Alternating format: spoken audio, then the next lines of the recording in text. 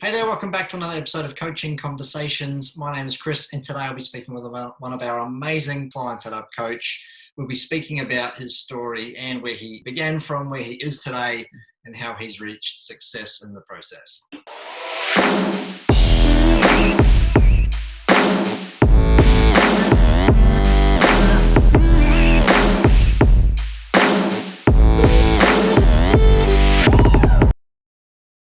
Hey, welcome back to another episode of Coaching Conversations. Today, I'm very, very lucky to be spending some time with one of our amazing Upcoach clients. This guy is a legend in his own right, and he's been working with us for just over a year now. He is Oliver Saunders. He's the owner and operator at Saunders Electrical Group, one of Sydney's leading electrical companies specialising in residential electrical solutions. Oliver, how are you today? Well, thanks, Chris. Thanks for having me on. I'm excited for this podcast. Yeah, a little bit of familiar ground for you, isn't it? Because you've been in podcasts already. There's some videos, Clipsal made some videos. You were the feature face of Clipsal for a while. Is that correct? Yeah. Been lucky enough to be featured on a couple of podcast series. Not lots of episodes, just a couple. But Sure. Yeah, it's always exciting to be a guest on one. Yeah, for sure. Yeah, very good. I think the fact that you're in on a lot of podcasts is probably because of the hard work that you put in. Because I see the hard work in the background, and and people generally, particularly with social media, see images of what you're doing and see a business grow over time. And this is for any business, but they don't see the hard work that goes on behind the camera or behind the scenes to get to where you are today. So it's almost a tribute to your own success, that you're actually being featured on all these different podcasts, and then your name's been splashed around, which is, a testament to your hard work. So well done. Yeah, I guess today, Oliver, I want to find out a little bit more about you. I want to show the listeners and the viewers a little bit about who you are, who your business is, give them a bit of an understanding of where you came from and your journey, I guess, not just with coaching, but in business in general. And I guess what the plans are for Saunders Electrical Group. So why don't we dig in initially? Tell us a little bit about your business, what it is that you do, what you specialize in, what you love doing for your clients. Let's start there. Yeah, so we my company's called Saunders Electrical Group. We're based in Sydney, northwest Sydney. We work all around Sydney. But yeah, we pretty much we're electricians. Obviously, we provide an electrical service mainly to the residential sector. We do construction work, new builds, renovations, and domestic work as well. So quite busy, all around Sydney doing that sort of work. Yeah, and the extent of your work, particularly in the residential space, goes from anything from kind of small scale stuff, so like light switches, ceiling fans, that sort of stuff, all the way through to what's the highest level of things that you're doing? You're doing full switchboard replacements and things like that, correct? Lighting upgrades is a specialty of yours, yes? Yeah, we do plenty of lighting work. Just all sorts of domestic upgrades and installations, like in people's homes. Mm-hmm. Like I mentioned before, we do new builds as well. People want to build a home. We work with a couple of builders in Sydney as well. We build new homes and also renovations and extensions and other sort of construction work like that. Yeah, majority of our work's residential. We're trying to do a bit more in the commercial space as well. Slow and steady growth, which is the aim for us, which is good. So tell us a little bit about the business itself. How long have you been in business? Why did you get into it? And I guess your origin as an electrician, like what was that journey? What does that process or story look like? Yeah, so I started my apprenticeship with an electrical company back in 2005. Mm-hmm. Did my apprenticeship with them. They were a construction company, mostly doing building work, building townhouses and high-rise apartment buildings. Right. So I learned my trade, or learned all the construction sort of work with them. Then I moved on to another company after I got my license. A year or two after I got my electrical license, I moved on to another company doing solar panel installation. Right. The sort of bigger sort of government sort of work like that for a year or two. And I went overseas, spent some time overseas playing rugby union. Yes. Tell everyone about that, because that was like on the download just then. For a second, you're like, oh, just rugby union. But tell everyone the gravity of what you actually I played overseas in Japan. Played with the Philippines national rugby team as well for quite a few years. So that was a good experience, getting to travel around everywhere, especially all around Asia and you got to travel to other parts of the world to play as well. So that was pretty cool. Yeah, Good that's cool. experiences. But after that, came back and got another job working for an automatic door company. So that was good for my career, because I'd been trained up as an electrician before that, but I never had any sort of customer service skills or anything like that. So going to work for that company, we were dealing with building managers and clients like directly. So I sort of learned a lot of, sales and marketing sort of skills, how to quote and that sort of stuff. During my time there at that company, I was there for about nearly 3 years. Right. And then sort of while I was there, I always knew I wanted to start a business one day of my own. Once I sort of, realised I'd sort of learnt some of those, selling skills, it was probably the best time for me to have a crack. So that's when I started, Saunders Electrical Group. Jumped in. Yeah. So that was back in, when was it? 2017. Yep. So I started my business in 2017 as a sole trader. Yep. So it's actually tomorrow, in 2 days' time, the 23rd of October, will be the 4-year anniversary. Yes. Congratulations on that. Thanks. Made it to 4 years, which is good. Good work. After I started as a sole trader, I worked for about a year and a half maybe on my own. I've got two brothers. They're also electricians as well. They both played overseas, played rugby union as well overseas. Matty, one of my brothers, Matty, he came back from overseas. Started working with me after a year and a half. He's been with me since. And since then we've sort of grown and expanded, put a couple more employees on. Yeah, we'll talk about the growth in just a second. But I guess those original days are probably pretty tough, I'm imagining. So, and for any business owner that's, working for someone and really they've got the ambition and the drive to jump and to do it themselves, it is sometimes a big jump. I would like to know, Oliver, how did you go from the shift of being tradesperson and maybe working for someone else to then having, being thrust into that business owner role? I know that you were working as a sole trader, but what was the game like for you? Was it a real shift? Did it open your eyes? What was the outcome for you there? I guess it becomes more evident if you want to start your own business. I think the best way to do it, in my opinion, is if you just go out on your own and you're doing everything by yourself.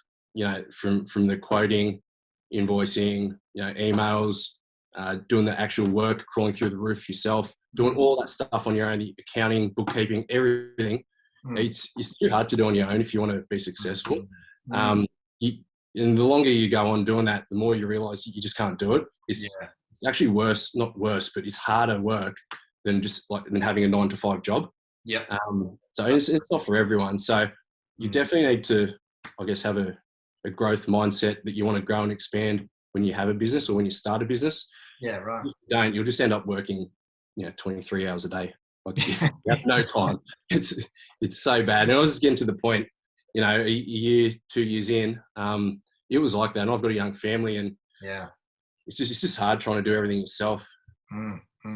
Yeah, I completely agree with you. And I see a lot of it, from a business coaching standpoint. It's very hard when you're the business owner in the thick of it, because I was there once too, prior to coaching, where you're trying to spin all the wheels or spin all the plates is probably a better analogy. And you just then realize that you can't do it all on your own. You do need to help. You do need to outsource. You do need to find someone perhaps who's done it before to actually give you a hand. So, that shift, I guess, was a big learning curve for you. Over that, maybe it was a 2-year learning curve for you. Yeah, it was a big shift. I sort of knew it didn't take me too long to sort of realise that. Yeah, I guess more so because I mentioned I got a wife and a young family. I just wasn't spending time with them. I think if you're sort of single or you don't have any other sort of commitments, go for it. Work 23 hours a day. But when you've got other commitments and you want to be allocating other time for, your family and other things, you really got to get your head around the right way to structure and grow your business to sort of free your time up. And that's really important. And I sort of, learned that pretty early on. So I didn't know that I sort of needed some help, and, that's the way I sort of had to head. Yeah, right.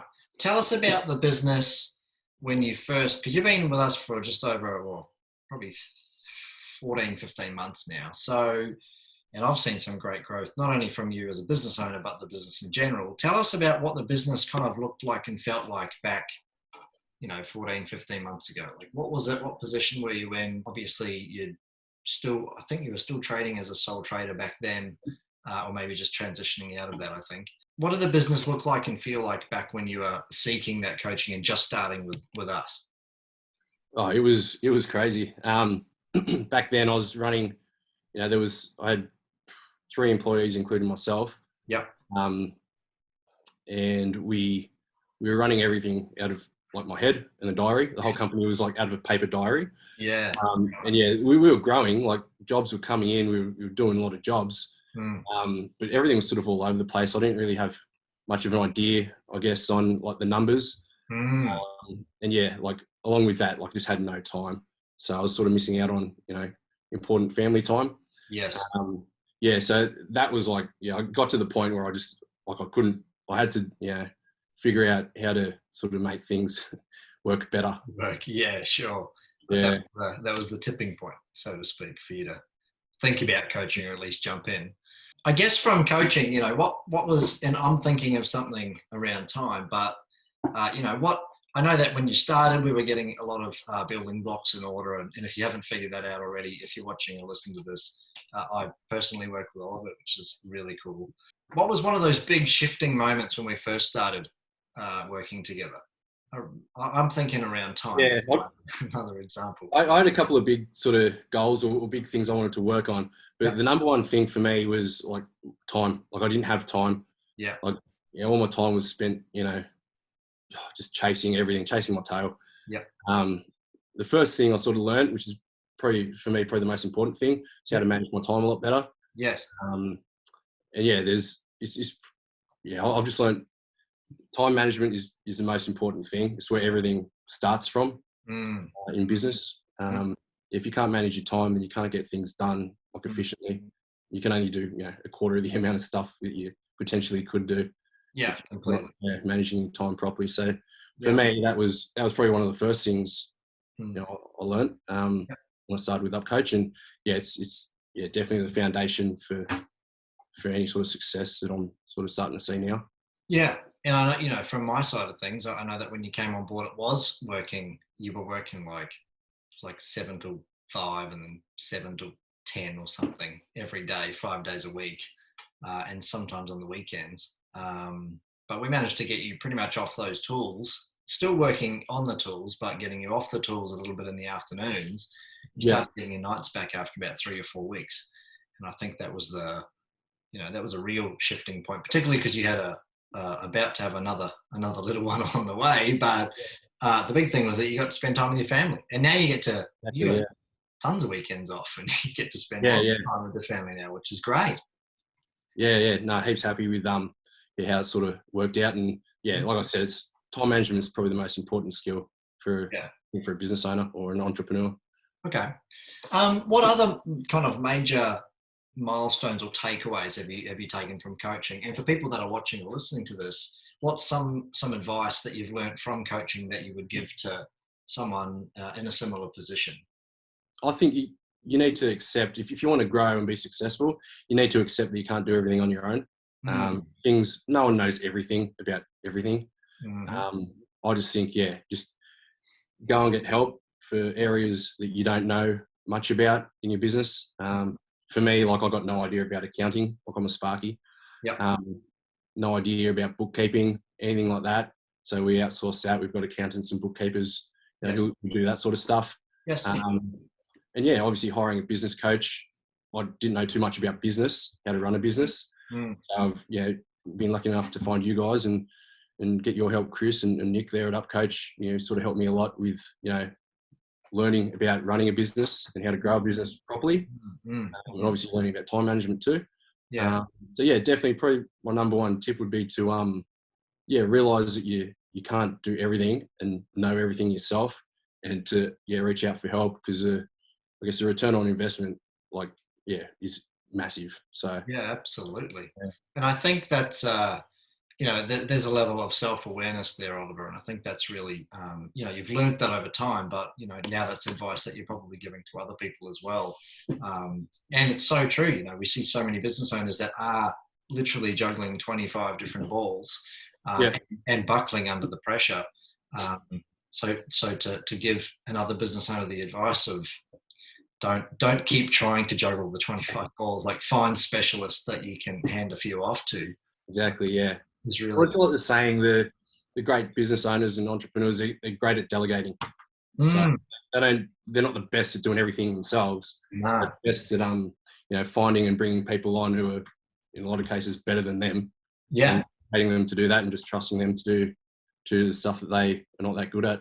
Yeah, 100%. The bookkeeper is the perfect example. Like, so many people do their books because they're going to save $70 an hour or whatever they pay their bookkeeper. But in reality, they're not specialist bookkeepers. They may not know the tax obligations. They may not know how to set up Xero correctly. Give it to an expert. You're going to save yourself time. Yes, you have to pay that person, but the hours that you'll spend doing it, you can use those hours doing something even greater. So Yeah, exactly. You need to focus those hours that you'd be wasting, yeah. entering receipts and all that sort of stuff into your accounting software. Mm. Those hours that you save, you could be spending those hours on, higher value tasks that can, be generating the company thousands and thousands of dollars rather than, entering receipts and data into a system, Yeah, absolutely. Oliver, no doubt you've experienced a bunch of obstacles and challenges throughout your business life. Are there any that come to mind that have been really challenging for you, or really tough moments and you've managed to overcome them in some way? Ooh. I know Um, it's a deeper question, isn't yeah, I've been prepared for this one. it? I don't know. There's always challenges. Like every day, like when you're trying to grow a business and when you're always going out of your comfort zone, there's always things that pop up and there's always issues. I feel like I'm always just putting fires out. Like there's Sure. always something pops up that you got to sort out, and Yeah. so there's just constant challenges. It's never ending. I think you Yeah. just get sort of used to it, and Yeah. sort of, I guess, prioritize the Mm. most important things that need to get done, and Yep. then everything else follows after that. Yep. Just trying to think we've had a hard time finding licensed tradesmen to join us. Yes. Finding Which is a founding- very, very common problem in the construction Yeah. industry right now. So everyone else that's watching this that are in the trades probably like, yep. Yeah. And I guess it comes back to, like, it's taken me, I don't know, about a year. Like I've been looking for about a year. and you know what, like I was putting the ads out on Seek trying to find someone. And this comes back to, delegating, what we were just talking about. Mm. I've spent months, and wasted so much money on Seek ads. And it's hard enough when you're trying to run a business and manage everything that you manage, trying to interview and, people and meet them and, try and suss them out and do all your background checks and stuff like that on your own. So, I didn't have time for it. So I ended up finding a recruitment company, and I had a good chat to them, and they found me someone, within sort of 3 weeks. So all that money and time I've wasted, I got the result I sort of needed to get within 3 weeks. Yeah, that's right. So, and I guess from, for everyone else that's listening, I guess the advice or the takeaway from that is, again, go to the experts. If you're struggling, don't try and do it yourself. And, I've even learned from that experience too, to go, let's not, like, it's important to understand that hiring process and how to onboard the right person. But if you can outsource that, and even though it's going to cost maybe a couple of grand to get a placement, sometimes that couple of grand in return on what you're spending with your time and where that time could go, it's a bit of a no-brainer. So we're very, very fortunate to have found a really good quality tradesman. So, which is really good. I guess, moving forward, Oliver, what are some of the bigger goals that you have? What are some of the ambitions that you have for Saunders Electrical Group? I know that we've kind of spoken about this in the past, but I'd love you to share it for anyone that's listening and watching. Yeah, well, I guess the first thing is to create something, I guess, bigger than myself. Like I said, I've got a young family, and I've got a couple of brothers who work with me as well. So that was one of the reasons I called it Saunders Electrical Group. I want to sort of create, a bit of a legacy and something that will be around, long after I'm sort of gone. My family and everyone sort of associated with us can be proud of. And to achieve that, you obviously have to work really hard to build a good brand and a good reputation. and that's comes a lot of that sort of stuff. I've learned how to do that, through Upcoach, for myself as well, Chris. Yeah. So that's one thing, one of my goals, and obviously to provide a great service to people in our community, and I guess all around Sydney. Yeah, cool. I think legacy is a really powerful word, and wanting to create something that's larger than yourself, thinking bigger picture there, and I think that's really admirable. Something that you're setting up for future generations, or for something that will outlive you, I think is really powerful too. So that's a massive level of purpose, or a really great reason to be doing what you're doing. I guess from we spoke about where the business was initially. Where is the business today? Like, let's talk about employees, maybe size, vehicles. You don't have to give us sales in dollars, but approximate sales or percentage ranges. Like, where are we operating today? So we kind of know where you've come from, being kind of one-man band, sole trader initially. Where are we as of now?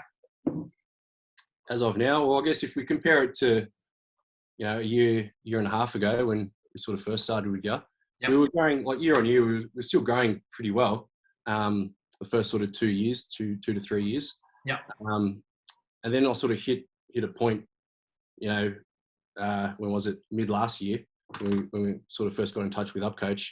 Yeah. And since that point, we've probably, I guess, off the top of my head, maybe doubled our revenue in the space of a year and a bit. 12 months. Yeah. So it's pretty good. We're just, I guess we've got the same amount of employees, bar one apprentice. Yep. And we've just, I guess, been more efficient. Well, sort of. We're about to add on another one. Yeah, so it'll be tradesman, I guess. Up to today, we've compared to when we started with Upcoach a year and a bit ago. Between then and now, we've only added one apprentice. To be able to, I guess, double our revenue means we're being more efficient. Massively more efficient. With pretty much the same amount of people, which is good. Plus, you've got more vans on the road now as well, because you just bought a new one. Yeah, just picked up our fourth vehicle earlier this week. So that'll be ready for the new tradesman. Yeah, awesome. I also like to look at other things such as, marketing and brand presence. We've created a database out of nothing really, some existing contacts, and that's there's only just under 500 people on that list, but it's generating a couple of $1,000s per month in return sales for you. Plus also looking at the leverage or the ability for you to now look at things like systemization, which is giving you back time. I know that when we started there wasn't really or very little systemization. I know that you've worked really hard on a program such as ServiceMate, and you're really starting to work that to your advantage. Yeah, well, it's having a system like ServiceMate just makes everything so much easier. There's a lot of sort of automation features in ServiceMate that take the sort of groundwork and basic admin tasks, like off my hands. Just like follow-up emails, booking confirmations, all those sort of things. It just sort of makes the whole customer experience a lot, like 10 times better. Easily 10 times better. Yeah, definitely. Plus, you've got someone on the phones now for you as well. Yeah, well, I guess, trying to do everything on your own, if I'm on the tools or busy trying to do emails or whatever, and my phone's ringing, every sort of 10 to 15 minutes, you can't get anything done because you're constantly stopping all day, every day. Yeah. So, we've hired, a receptionist. They're trained up and skilled in ServiceMate as well. So they're able to take all the phone calls that come in and qualify all the leads. They set up, the quote templates in ServiceMate. They, capture all the information, or most of the information that's needed. And then, I'll just jump into ServiceMate when I'm ready, and I can just, fire off the quotes. It saves a lot of time, and definitely worth having someone like that. Time's the key word, I think, we've thrown around on this podcast, which is great. And your life looks different now as well. You spend a lot more time at home. You're home in the afternoons now as well, which is pretty good, and spending more time with family. Is that right? Yeah, exactly right. I mean, it's 4 p.m. here at the moment, and when we finish this podcast, I'm going to, be able to go up the road and pick Spencer up from school, daycare. He's 5 years old, so I wouldn't. There's no way I would have been able to do that, a year and a half ago. So, no, not at all, which is really good. Oliver, it's been great speaking with you. I think, it's good giving a good idea to people about, where you've come from, what your origins were, where you started your business, a couple of things that you've worked through, and some advice and some takeaways that you've actually learned from growing your business. I guess lastly, and just before I get you to give your business a bit of a plug, is there anything else or any other advice you'd like to give to any other business owner that's watching this who might be in a similar position? They've been on the tools for a long time.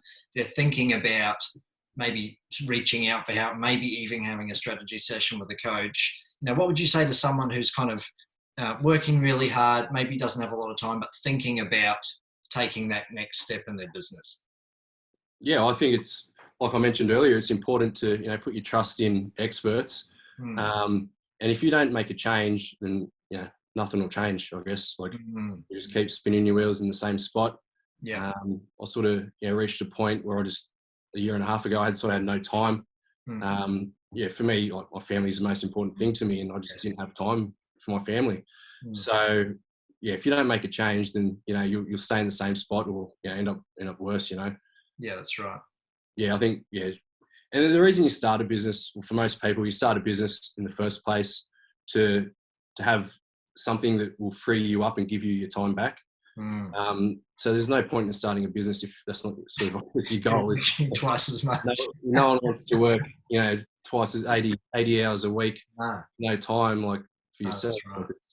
Yeah, it's exercise. Yeah, you start questioning, like, why did I do that? Exactly. Yeah, good. Oliver, thank you so much. It's been great. Please go ahead and plug your business. If you are wanting to say something to anyone in your target market, sell yourself. Go. Here's your pitch. Go for it. Yeah. Look, we're on social media, Facebook and Instagram. We're pretty active on those channels. So if you need an electrician, just do your due diligence. Yeah. But by all means, jump on Facebook and Instagram and look us up, Saunders Electrical Group. See sort of work we do out there. So what's the phone number? I don't know off the top of my head. Not the 1-300. Give them your mobile, exclusive viewers. 1300 993 560. There we go. And guys, you can reach out to saunderselectricalgroup.com.au. Is that the URL? Yeah. And have a look and check out Oliver if you need. Obviously, in certain areas in Sydney, you don't cover all the other side of Sydney, do you? There's only Sydney Metro. We work all over Sydney Metro. Yeah. There we go, Sydney Metro, guys. There you go. Hopefully, if you're listening, watching this, you've taken away some amazing takeaways. I know that it's always great speaking with my clients and any client that we have at Upcoach, just speaking about their journey, what advice they have, and takeaways that they can give to any eager business owner out there. Oliver, thank you so much once again. No worries. Thanks for having me on, Chris. Very, very welcome. And we'll see each other in a session again soon. But if you're watching this, we'll see you all again, another episode of Coaching Conversations very soon. So bye now. Catch you later.